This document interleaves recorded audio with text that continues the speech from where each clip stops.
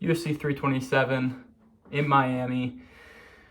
Jiří Procházka versus Carlos Ulberg takes place this weekend, and this is probably the most stacked card of the year. I would imagine it's like, so far it's been this or the first card of the year. Pimlet versus Gaethje was a good card, but I think this tops it, and it definitely would have topped it if it had Joshua Van versus Tetsuya Taira. Unfortunately, that fight gets moved to May, but nonetheless, a great card. You got vets, you got sneaky good fights, you got fights that everyone knows are going to be bangers. Storylines coming into it now. I think we're in for a very good card and a very exciting card, coming off the back of an Apex card that everyone thought was going to be terrible. Was terrible on paper and ended up being a very good card. I think this is going to be one of the ones where maybe it doesn't have the big names of a great pay-per-view card, but it's got every fight has importance and will be a good scrap, I think. And I think there'll be a lot of finishes. And all in all, I think we're in for a good weekend of fights. But nonetheless, let's get right into the fights, starting with the early prelim opener of Charles Radtke versus Francisco Prado. I'm going to go with Charles Radtke. I'm going to go with Radtke pretty comfortably. Francisco Prado now is 1-4 in the UFC. He's lost to guys who aren't very good. Vretnikov, that's the first one that comes to mind, even though it was a very close fight, and a lot of people thought that Prado should got the nod. I really didn't. I thought Vretnikov was kind of better in that fight. He had a good fight with Jake Matthews, where, Jake Matthews couldn't finish him. That's probably the best guy he's fought in. He's fought? I think it's fought. I think he's fought. Has fought in. It's the best guy he's fought in. We're going to go with that. Has fought. Yeah, Jake Matthews is the best guy that Francisco Prado has fought. There we go. But yeah, he's lost to a lot of guys who aren't really top level at all. And Radtke, on the other hand, his two losses are to Mike Malott and Carlos Prates.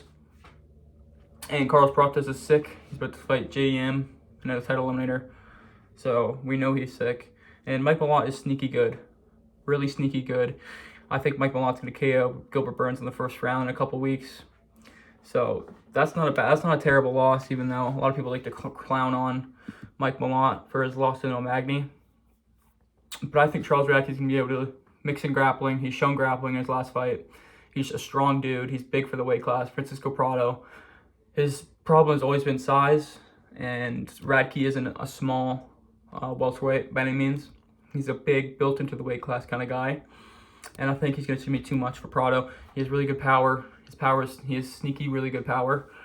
I think that's going to give Prado problems. I don't think Prado's going to be able to close the distance like he has to. And I think if he does, Radtke's going to be able to use the grappling as a crafty little trick in the tool bag. I think, and that's another thing, I think Radtke has more tricks in the tool bag.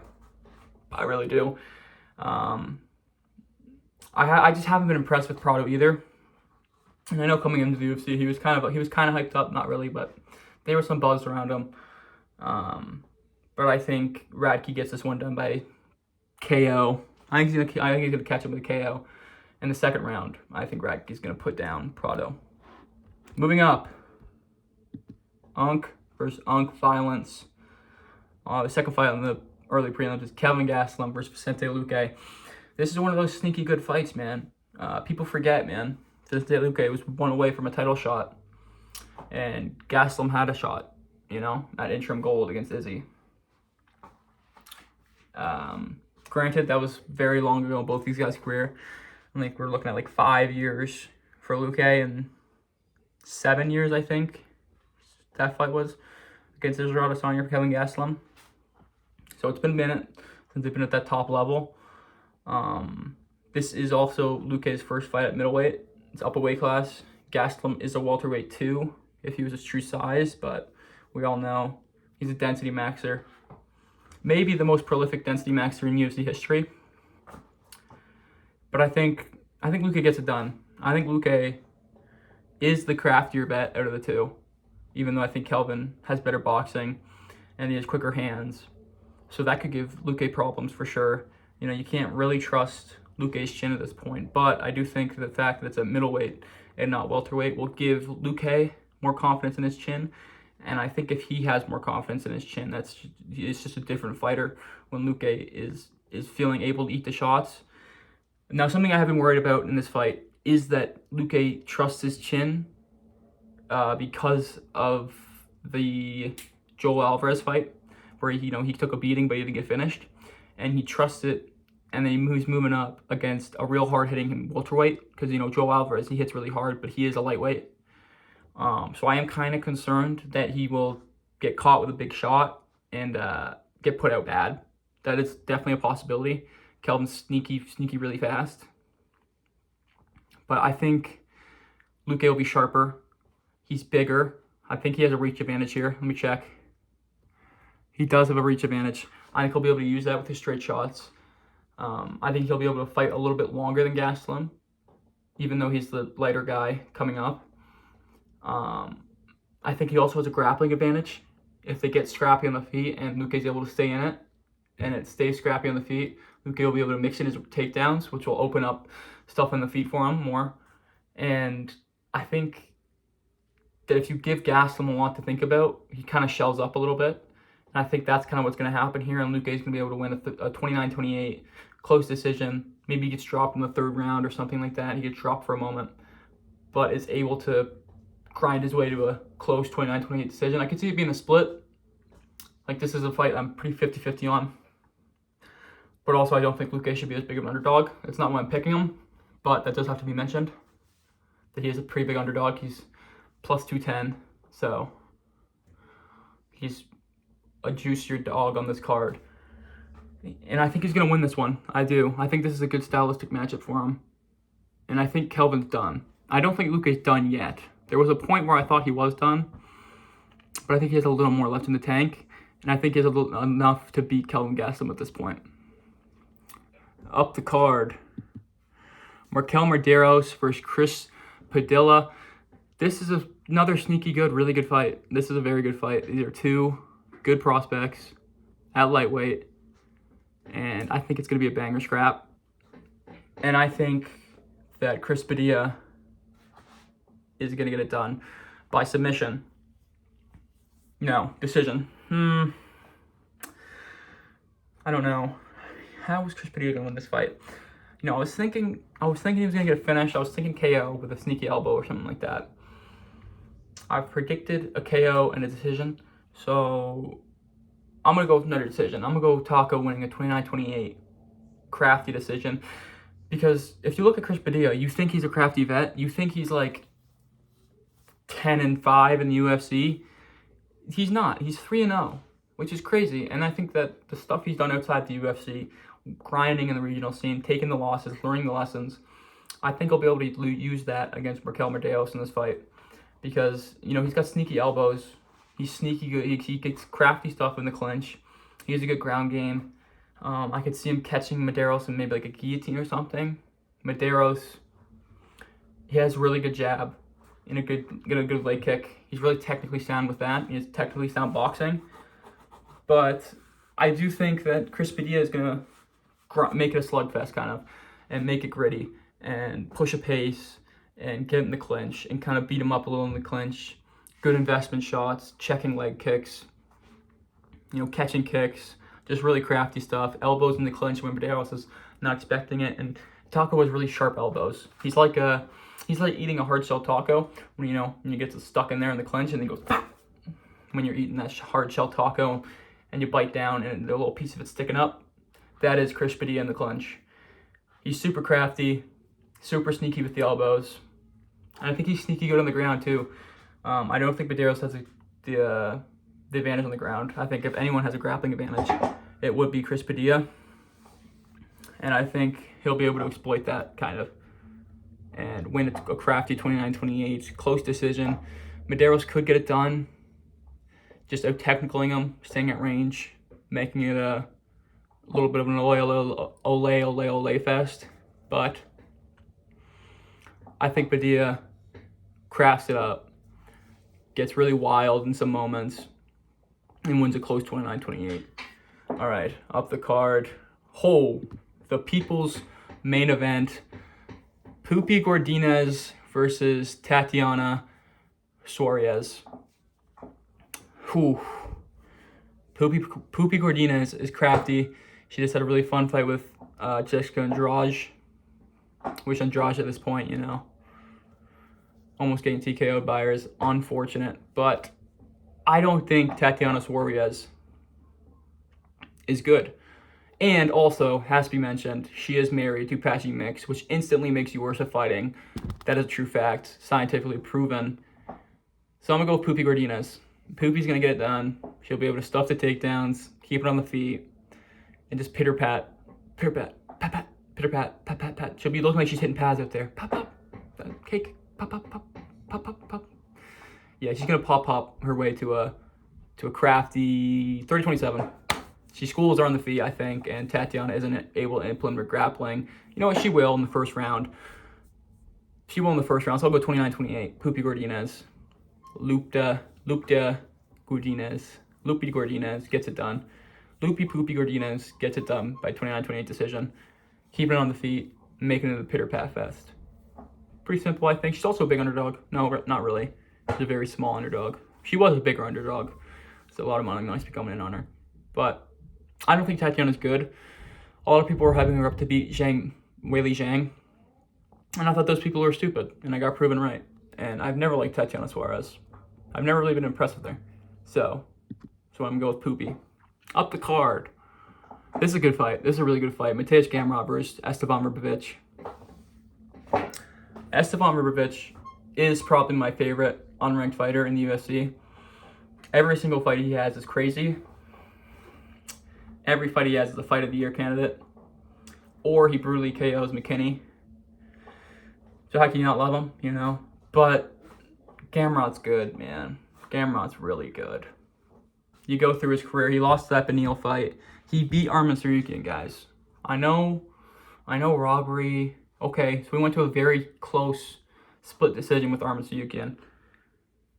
That's impressive. That alone is impressive, and that's more impressive than anything Esteban Ribovic has done. Losing to Dan Hooker, but Dan Hooker's more of a sniper. You know, he's more of a see what you're going to do before I can counter off of you. Ribovic is the type of guy who forces the action. He forces the gate up in your face. He doesn't really feint. He doesn't have great head movement. He just kind of he's a marauder, man. He's a perfectly, if you look up marauder in the dictionary, it's a picture of Esteban Ribovic. He just marauds, man. And I don't think he's going to be able to maraud against Gamrot, which sucks. Because I really want him to. And I really want him to go on to the top 5. And I want him to fight these guys like, you know, all the guys up there. The Gaethje. I want him to have a Gaethje fight. I want him to have, these big opportunities. I just don't see it. I don't see a path to victory for him. Now, there is a path, maybe Gamrot's not able to hold him down. And when they get up, it's too much for Gamrot. Gamrot doesn't like it. He starts to shell up a little bit. I just think you need to be a shot finder against Gamrot. You need to be a guy who will sit and let him do it, let him do something, and bap. Or you're going to be an Oliveira who can blitz him, make him work, and push him against the cage with superior grappling. And Ribovic, he doesn't have superior grappling to Gamrot. And definitely not more superior than Oliveira or anything like that. So I don't see him being able to implement that game plan. And I don't see him catching Gamrot and putting him out. Like crafty Beneil Dariush back in 2021? 2022? He had a lot of pop, and he was crafty. He was the crafty vet of the top 5. And he caught Gamrot with that giant right hand that we all know. He catches him as he's slipping back with a giant overhand right on the chin, and he didn't put him out. He dropped him, and that gave him the edge in that fight for sure, but he didn't KO him. Like, he doesn't get KO'd. And Dan Hooker, another guy, caught him coming in with perfect shots. He didn't KO him. Fiziev, I know it was only like a round and a half until he blew out his leg, but he didn't KO him. And if Fiziev can't KO Gamrot in 2.5 rounds, I don't think Ribovic will, in those 2.5 rounds. I don't think he will. So, he has good cardio. He can push a pace for long. Can he push that type of pace when the guy pushing the grappling pace? I don't know. And I don't think he will be able to as much as he was in that Zellhuber fight. Or even the bakery. Nasrat Haqparast fight, where I thought he won. He didn't get the decision, but I feel like a lot of people thought he should have won. But if you look at his wins, even those 2 wins that I think he should have, they're not aging well, you know? And that's the unfortunate thing about him. You know, Zellhuber sucks, you know? Don't go to a close decision with him. Elvis Brenner hasn't been able to put a streak together in the UFC like we all thought he would be. McKinney is his best age win that he has, and that's a good win. And flatlining him in 15 seconds is always impressive.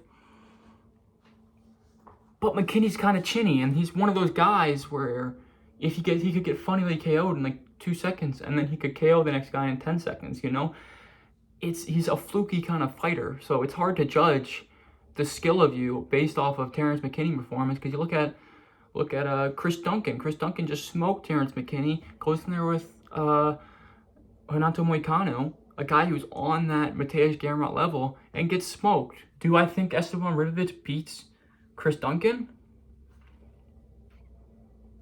I don't know, man. Like, that's a tough fight.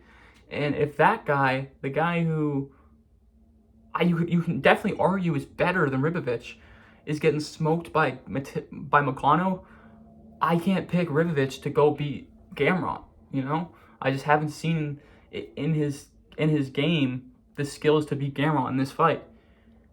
I think he's going to get taken down. I think it's going to be a lot like the Jalen Turner fight. And I think it will be razor close, don't get me wrong. But Gamrot's a step above, you know? He'll know what to do. He'll get the takedowns. He'll put him in submission threats. And I could see Gamrot submitting him in this fight. I don't think he will. I think it'll be a 30-27. But Gamrot's sneaky good on the feet, man. Like, even though he got dropped like 2 times in the Dan Hooker fight, he was doing good on the feet with Dan Hooker. He was keeping the pace. He was pushing him against the cage. And you know what? Maybe Ribovic takes the Dan Hooker fight and he learns and he goes, okay, threaten the guillotine, create the scramble and get up and just keep working. I just don't see it, man. I just don't, and it's unfortunate because I love Ribovic. He is one of my favorite fighters. And to say he loses to Gamrot and will probably get smudged, it hurts, man. But smudge Max or Gamrot, dude. He needs a win here. He loses this fight, he's out of the rankings. He's never getting back in. You know? Like, the UFC has shown that they don't give a fuck about Gamrot. He loses this fight, he is not getting another ranked opponent until he goes on a 3-fight win streak. Guaranteed. So it is a must-win fight for him. And I think he will I think the best version of Gamrot will show up. And if the best version of Gamrot shows up, I don't think any version of Ribovic can beat him.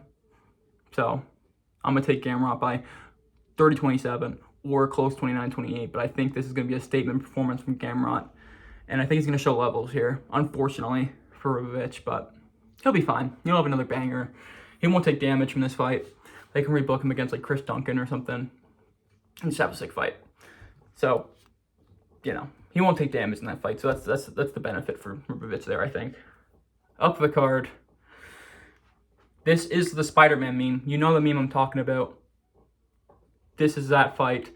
Kevin Holland versus Randy Brown. They are identical. Well, okay. Well, they're not identical. Their fight styles are identical. You know, they're both really tall and lanky. Both use, you know, both kind of pitter-pat. Both kind of have suspicious chins. And I know what you're thinking. No, Kevin Holland's got a granite chin. Nah, dude. Kevin Holland got dropped by Daniel Rodriguez, guys. In the big 2026. Or in the big 2025. He got dropped by Daniel Rodriguez. D-Rod. The loopy loopster himself. Daniel Rodriguez dropped and almost finished Kevin Holland. I can't take that guy to win a fight. I'm sorry. Randy Brown could get chinned, and I'm worried he's going to get chinned, but I cannot pick Kevin Holland to win a fight. I mean, Gunnar Nelson, a decision? Luque might lose to Kevin Gastelum, you know? And that's your best win, and oh my God, dude, you go through his career. That's his best win.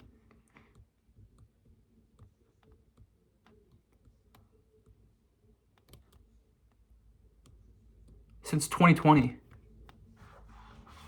Wow. Vicente Luque is your best win. A 2025 version of Vicente Luque is your best win since 2020, when he fought Joaquin Buckley on short notice. Joaquin Buckley stepping up on short notice. Kevin Holland's kind of a fraud, guys. He's a favorite. Oh, no, he's not. He's an underdog, right? Hold up. Let me check. He's a slight underdog. Randy Brown also could get chinned, but I don't think he will. You know, this guy who should have beat Brian. Oh, but Brian Battle sucks. Oh, no. This could be the type of guy that Kevin Holland beats. Because I was going to say, well, Randy Brown should have beat Brian Battle. And Brian Battle's got fucking destroyed at the PFL by Johnny Emblem. And I know Johnny Emblem's good, but I don't know. If you take away the Brian Battle fight, which I thought he won, and a lot of people thought he won, he would be on a 5-fight win streak. Gabriel Bonfim is good, unfortunately, even though I don't like him being good. Yeah. I mean, Gabriel Bonfim would probably beat Holland. For sure, I think. He'd probably submit him. Would he KO him? Maybe. Dude, Kevin Holland's chin has regressed so much. I think it is like, if you look at a fighter and his chin regressing, I think Kevin Holland is the poster child for that. And I think this is going to be a progression into the glass chin category. And I think Randy Brown gets a brutal KO. I think Randy Brown lands a straight right hand on Kevin Holland's chin and sends him to the absolute shadow realm. Yeah, I think this is going to be, it's going to be a big KO for Randy Brown. He's going to be doing that. He's going to be jumping around the octagon. And this won't be the end for Kevin Holland, but this will be the end of him ever getting ranked. This is the end point. This is the last stop on the Kevin Holland train to do anything really impactful in the sport, I think. Because I think Randy Brown delivers a statement performance and a brutal KO. Up the card. Bellator versus Bellator. Hold on now. The fight we all wanted when these guys got signed. I mean, who doesn't want to see Patricio Pitbull versus Sam Pico, am I right? Thanks, Dana. The two Bellator guys. Put them against each other. Don't test them against UFC comp. Nah. Why do that, man? That's pussy shit. No, but in all seriousness, I do think Patricio Pitbull is going to win. And Pico's a really big favorite, by the way. He's a minus 300 favorite.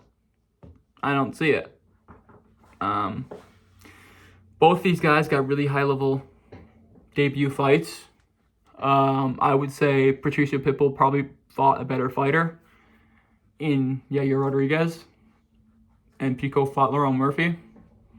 You can argue about it. They're similar level, but I think Yair's a little better, a little harder to adjust to in the debut setting. And Pitbull went to a stalemate close decision where the only big moment was him getting dropped, of course, but he didn't get finished. Pico got fucking put on a shirt. Pico got Pico'd, bro. And he's been Pico'd before. He's been Pico'd 3 times, brutally, every time. And I think it's going to be another one, man. I think Pico's going to put it on a shirt again. With just like, because, Pitbull rocked Dan Ige with just like a little right hand. I think he lands that. He puts down Pico and he lands a follow-up that puts him out. I think Pitbull has a submission threat to make Pico think about not. He could guillotine him. A guillotine or a big right hand are definitely on play here for Pitbull. But I think he finishes him. I think he finishes him under a round and a half. I'm going to go in the first round. Right hand. Pitbull puts down Pico. Follow-up shot puts him out. Pretty simple. I think Pico kind of sucks. Hopefully I'm wrong, though, because he is entertaining. Hopefully he gets a big KO, because Prichio Pitbull is one of the most boring fighters in the UFC right now. And I would love to see him get slimed out in 4K. On to the main card. The main card opener. Another unk-on-unk violence fight here. Cub Swanson versus Nate the Train. Don't get me started on Nate the Train. Another one of my favorite fights. This is such a good card. This is such a good fight. Unk violence to the highest echelon. I got Cub Swanson though. And I got Cub Swanson by KO, man. Nate the Train's chin hasn't really, it's seen better days. And a crazy stat that I want to point out is that Nate the Train has been in the UFC for 6 years. He has had 10 fights in the UFC. I remember when this guy got signed, bro. And he's making his debut. And, it wasn't going great against him, these lower level guys. He gets fucking brutally KO'd by Herbert Burns. And you think it's over. He has a Darren Elkins fight. You're like, oh, that's an unk, bro. You shouldn't be, he has a hell of a scrap with, sorry. I'm losing my train of thought here. He has that fight with Darren Elkins. It's a banger. It was a banger, by the way. You should watch that fight if you haven't. Julian Erosa flying KOs him. Oof. Beats Ludwig Klein. Hold on now. That's a hold on now moment. Beats David Onama. Another sick fight. And this is the birth of Nate the Train. This 2-win streak, this is the birth. He then gets Austin Lingo. Submits him. The hype train dies at Dan Ige. As a lot of hype trains do. Gets the big Jamal Emmers KO. And now we're kind of in the swing of things where he's been destroyed by Dong Ho Choi and brutally KO'd by Morgan Charriere. He's now 37. Cub is 42, but Cub's coming off of a slime out. Or coming off of a slime out win. Landwehr's coming off a slime out loss. And that stuff when you're this age, it does matter. Can you see Nate the Train KOing Cub Swanson? Because I don't.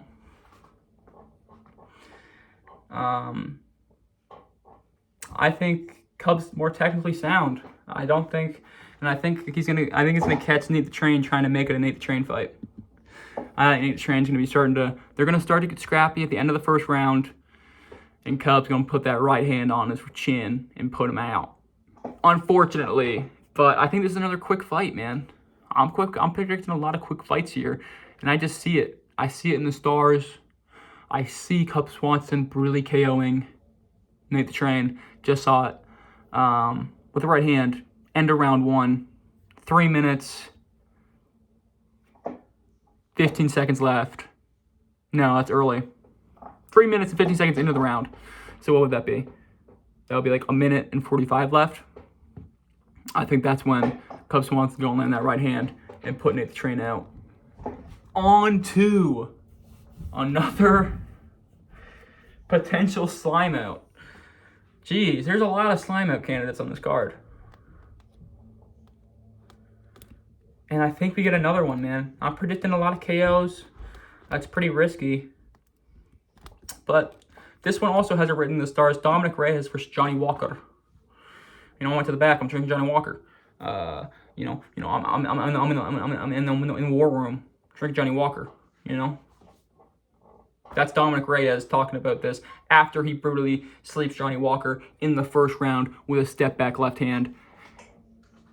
I think Johnny, okay, here's the thing I want to talk about. Johnny Walker's chance to win this fight, I think, is to be really goofy and catch Reyes. I don't think he'll be able to work in the grappling. I think if he does that flying guard pull like he did on Zheng Mingyang, that Reyes will be able to capitalize it a lot better. I think Walker, he can grapple, and he is a really good grappler, but when he does grapple, he gets a little carried away and he gets reversed. And I think Reyes is seasoned. He's seen the stuff. He's fought John Jones, and he beat John Jones. I don't think that Johnny Walker can give him something in the grappling that Reyes will be shocked about. And on the feet, I think this is just a prediction I'm going to have here. I think Johnny Walker's going to be trying to be too technical. And I think that'll lead to him getting put on a shirt. With a step back left hand. So that's what I'm going to predict. I think Johnny Walker, under his new team, with Nixick, Strickland's coach, he's over there now. This is his third different team.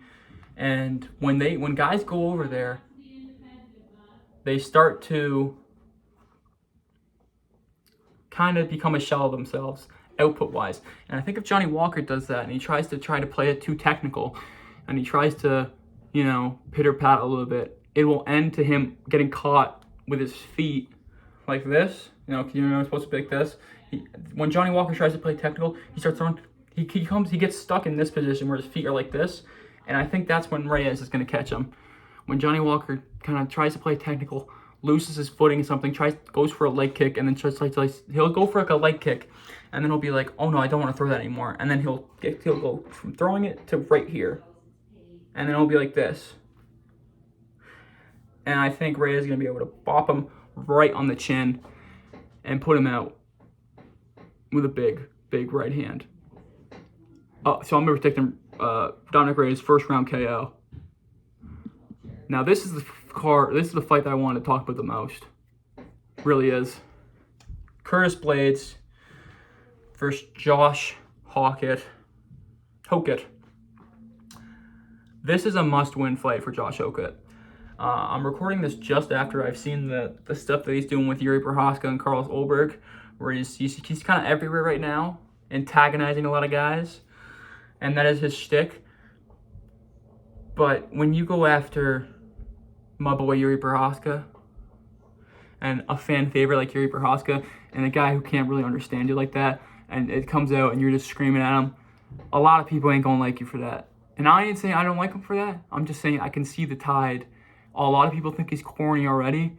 That might be the one that puts it down into the cornball universe. And if you get brutally KO'd by Curtis Blades, if he gets Chris Dawkins by Curtis Blades, bro, this could be an all-time oral loss. And I kind of want it to happen, even though I'm a huge Josh Hokett fan, okay? And I do think Blades is going to win. I think he's going to win a boring decision. Kind of similar to the Kuniev fight, where it's a lot of clinching and a lot of just Blades being a little technically sounder on the feet and staying away from the barrages of Josh Hokett. Because Blades is a guy, he's faced these guys, he's seen it before. Ngannou with the Russians, Hokett's very similar to Ngannou, the way he just rushes in and throws. He throws like running forward. Blades has seen it. He's fought it twice. He lost both times, I know.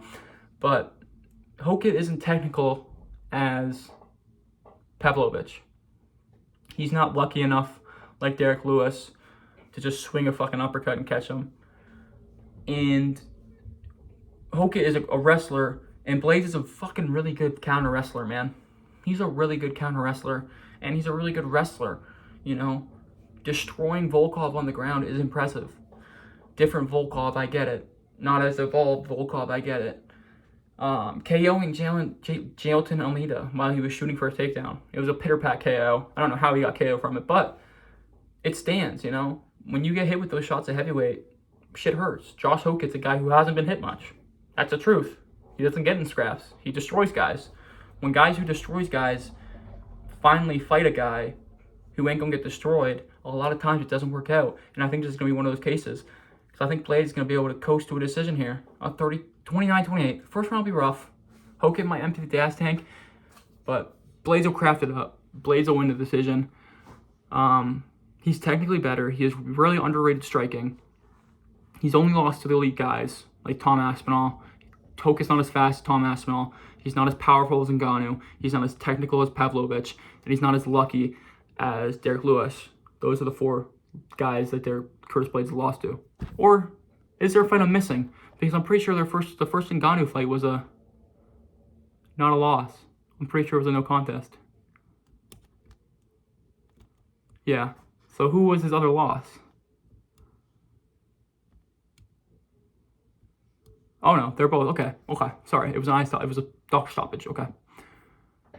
So those are the 4 guys that Curtis Blades lost to. 3 of his losses are to former champs in Aspinall and Ngannou. One of them is to Derek Lewis, who's had like 5 title shots in the UFC if you include interim shots. He fought DC for the belt. He fought Cyril Gane for the belt. And he's a win over Ngannou. Okay? And now you're left with Sergey Pavlovich, who has beaten Derek Lewis, has fought for an interim belt against Aspinall, and was the favorite against Aspinall to win. And since then has beat guys like Waldo Cortez Acosta, who is like the up-and-coming prospect at heavyweight right now. Hokit's trying to be that with a win over Chris Blades. He undoubtedly will be. I think he still even is now, because Waldo's kind of cooled out since his kind of shot up the rankings. And he's building it now. He's like a contender now. He's not really a prospect anymore is what I'm trying to say. But I think Blades is too much too soon for Josh Hokit. And also, this just has all the making to be just an absolute oral loss for Josh Hokit. Hokit, bro, if he gets TKO'd, like Jailton Almeida, they're going to call him Josh Hokit. They're going to be in his comment section, yo, what's up, Hokit? And I think that's what's going to happen. Maybe not to that extent, because I do think it'll be a decision. So maybe he'll get spared from some of that online humiliation. But people don't care that you're fighting the best in the world. And that's the thing a lot of people don't get. A lot of people say in the MMA community, oh, well, MMA is different from boxing. You can lose and, you know, still have, like, fan support. Not really, bro. If you lose one fight in the UFC, people fucking trash you, bro. They hate to see people with hype. They love to see people with hype fail. It's a weird turn on for the MMA community. And I think we're going to see it. People are going to be in the streets singing in the streets of Miami that Josh Hokit loses. And I think it's just because Curtis Blades is just better than him right now. Right now. Hokit is 28. I thought he was a little younger than that. So give him 4 years to look like a proper contender at heavyweight, which is the time that it usually takes to be a proper contender at heavyweight. It's like 30s, 31, 32. Aspinall is 33, I think, 32, or maybe he's 31 or 30, something around there. But Aspinall was the exception. Aspinall got there because he KO'd everyone in a minute. Aspinall was potentially the greatest heavyweight of all time, who never got the chance to be. And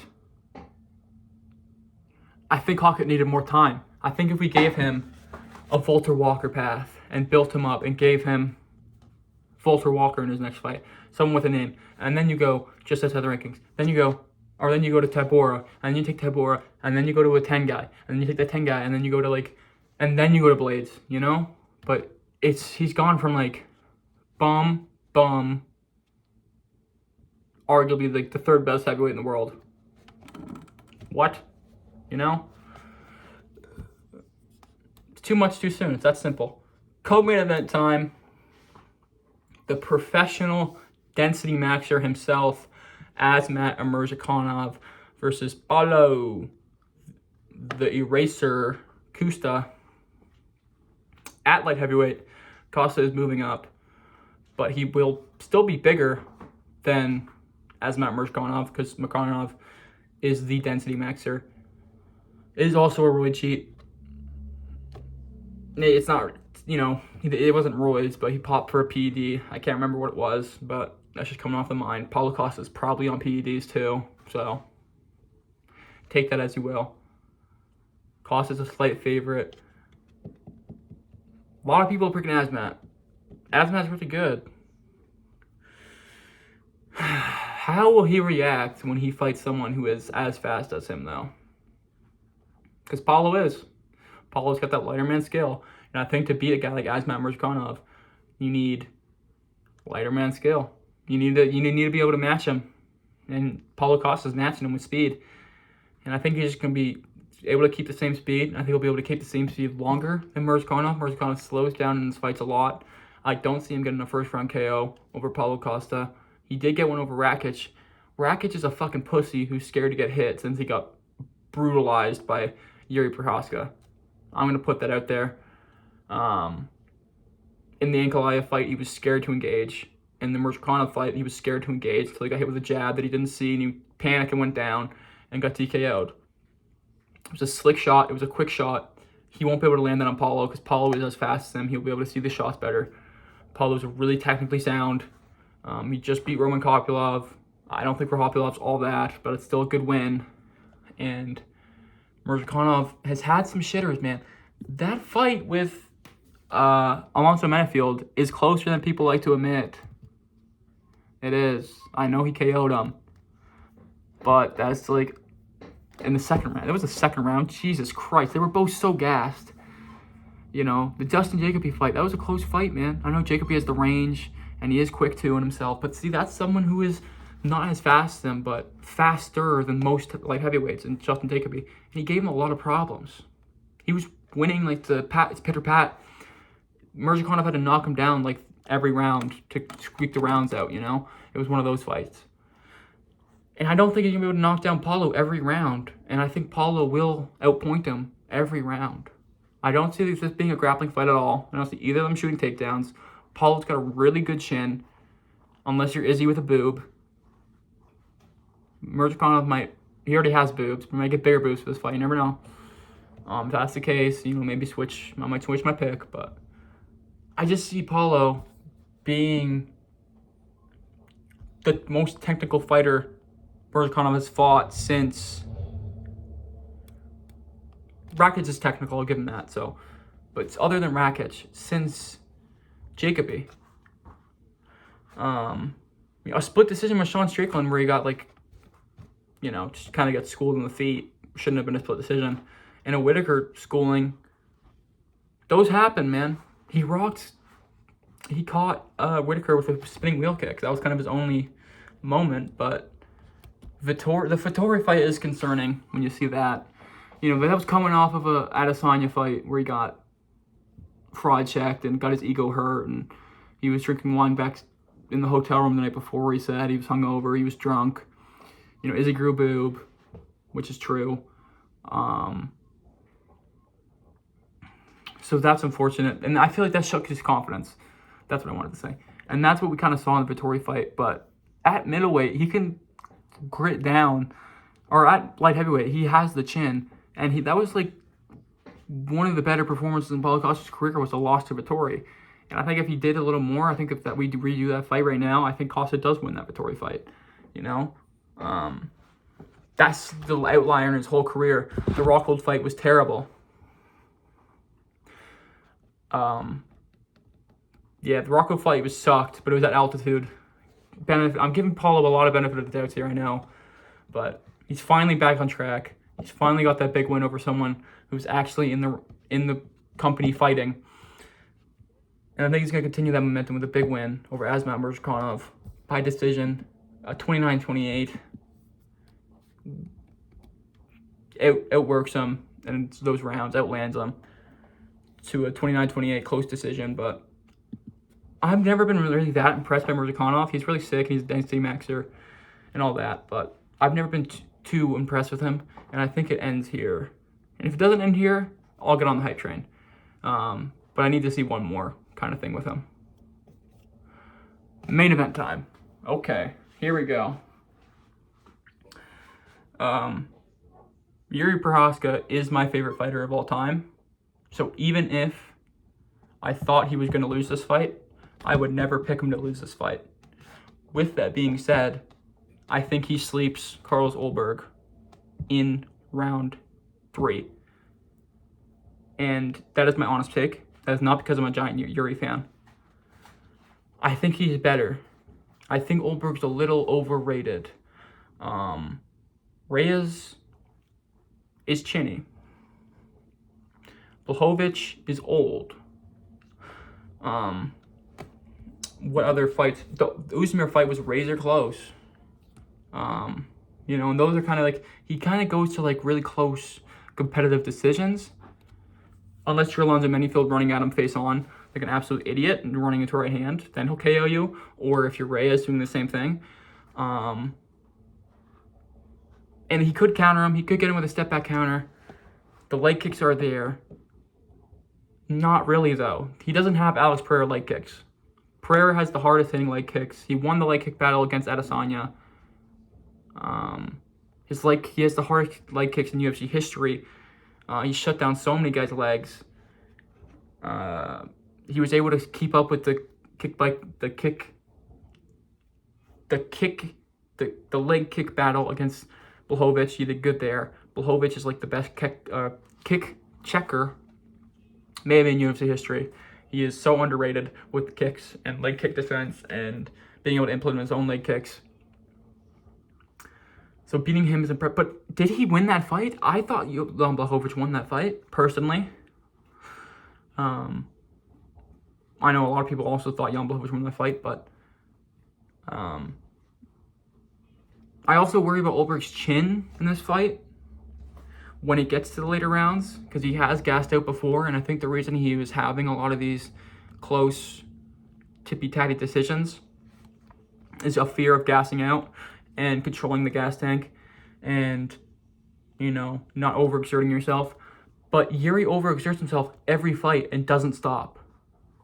I think Ulberg's going to crack under the pressure. I really do. I think that Jiří's going to Jiří Max in this fight. He's probably going to be down 2 rounds. It'll be looking like Ulberg's going to coast to a decision. And then 3rd round Jiří appears. And he just starts marauding. He starts face blocking. He starts screaming at Ulberg. He starts doing a little of this, doing a little of that. Getting back, going forward. His head's going to be constantly moving. Ulberg's going to have a hard time trying to find his jab. The leg kicks are going to be huge for Ulberg here. That's something he has to implement right away, is the leg kicks. And I'm excited to see how Jiří deals with those. I don't think he really has to, being honest. I don't think Ulberg has crippling leg kicks that'll completely stop him from moving and walking. And when it gets to the later rounds, Jiří is going to start finding the chin. Ulberg's chin is sauce. Getting knocked out by Kennedy and Njoku is bad. I know this is the first UFC fight. You're kind of, what about King Mo? King Mo KO'd Procházka. Shut up. I'm a hypocrite. Let me be a hypocrite. Yeah, I think it's a tricky one because Ulberg has all the tools to beat Jiří. I just don't think he does. I don't know why. Jiří has grappling. I'm not even going to talk about it, though, because he's not going to use it. But if he wants to, he can. He's really sick on the ground. He's so sick. He has such underrated grappling. He was scrambling with Glover. He submitted Glover to Shera in a UFC fight in the 5th round and gritted down and escaped the position and fucking mounted him on the back and fucking put him in a rear naked choke on Glover Shera with like 10 seconds left. I mean, this is Jiří Procházka, bro. This is like arguably the top 5 light heavyweight of all time. This guy's a monster. People are forgetting who Jiří Procházka is, man. Calls Ulberg. He's a male stripper, bro. A male stripper is not going to be my GOAT. I refuse to believe it. This guy, I've never been impressed by Ulberg. I was on his hype train on the come up, and then he fought. It was the Uzdemir fight where I really started to see, like, okay, maybe this isn't it, And I'm not just saying that because I expected him to KO him with a left hook.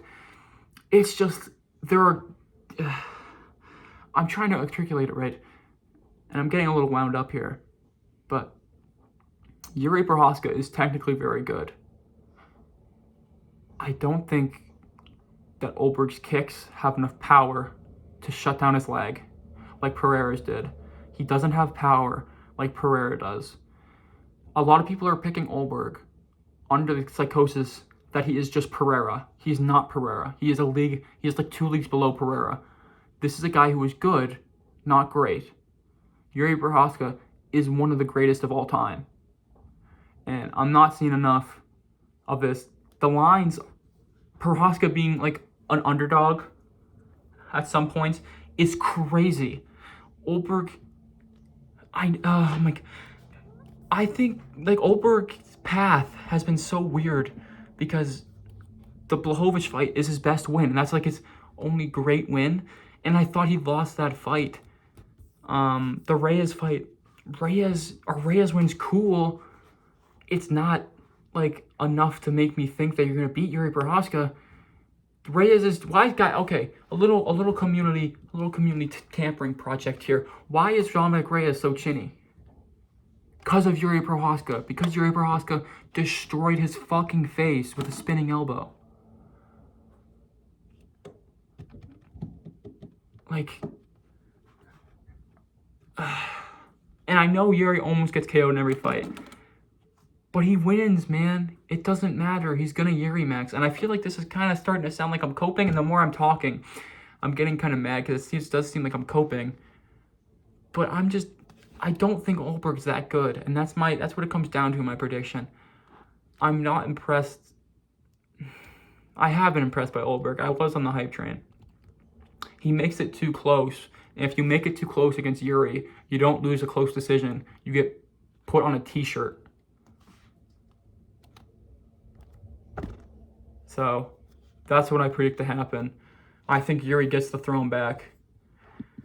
The leg kicks worry me, but I think Jiří at this point should be starting to address those problems, I think. Even if he doesn't, I think he doesn't really have to worry about them that much. Like, I don't think Ulberg's not Jan Blachowicz, you know, he's more like a Izzy, where he'll tap at the leg.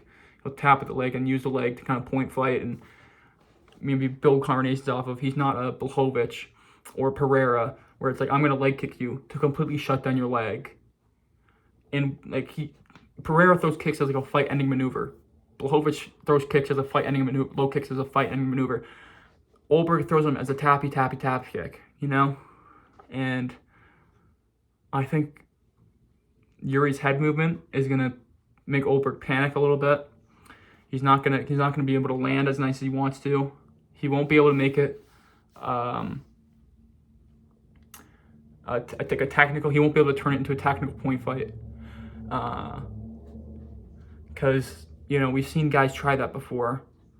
Khalil Roundtree gave him troubles early. Khalil also gave Alex Pereira troubles early. He's a tricky guy. He can make it.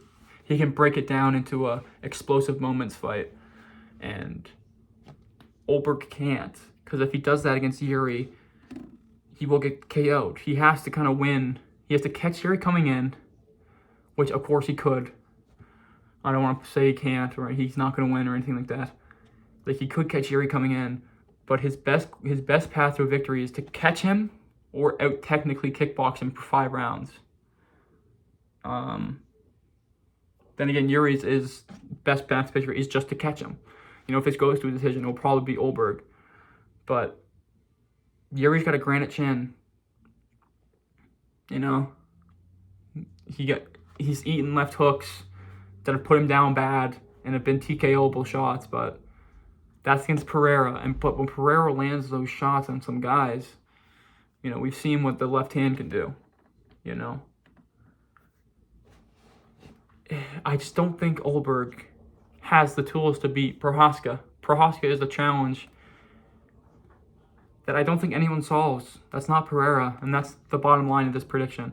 I don't think anyone beats Jiří Procházka that's not named Alex Pereira, that is in the UFC right now. I think no one beats him. I think this is the best light heavyweight on the planet. And I think he brutally KOs Carlos Ulberg in round 3 to regain what's his light heavyweight championship. This is Spot MMA, and these are my predictions. See you, boys. Peace out.